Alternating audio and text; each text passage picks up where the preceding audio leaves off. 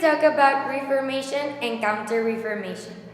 The Reformation was the religious revolution that took place in Western Church in the 16th century. Its greatest leaders were Martin Luther and John Calvin.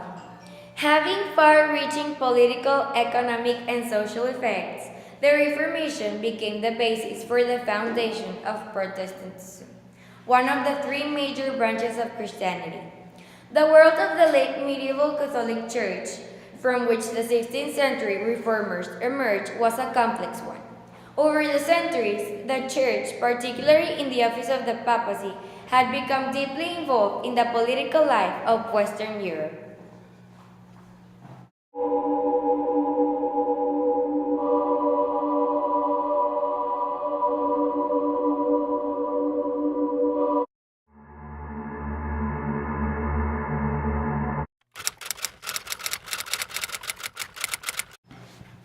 The Reformation of the 16th century was not unprecedented.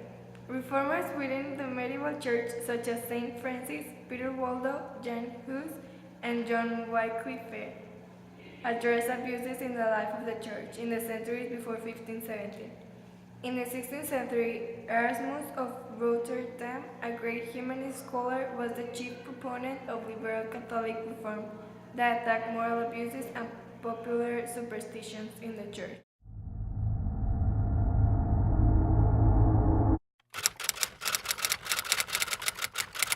Form of Protestantism, as those protesting against France were designated by the Diet of Speyer in 1529, is Calvinism, named after John Calvin, a French lawyer who fled France after his conversion to the Protestant causes.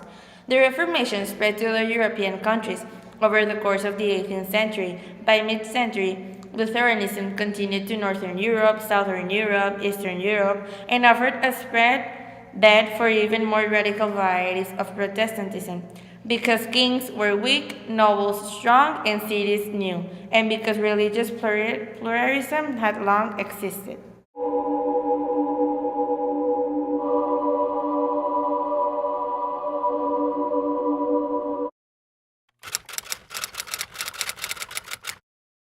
The Counter-Reformation or Catholic Reformation was a period of Catholic revival beginning with the Council of Trent and ending at the close of the 30 Years' War, which sometimes considered a response of the Protestant Reformation.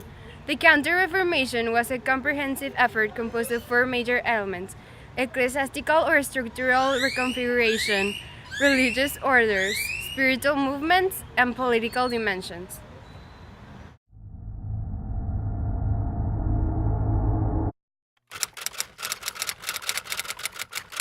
In conclusion, such reforms include the foundation of seminars of the proper training of priests in spiritual life and the technological tradition of the Church, the reform of religious life by returning orders to their spiritual foundation, and new spiritual movements focusing on the devotion life and a personal relationship with Christ, including the Spanish mystics and the French school of spirituality.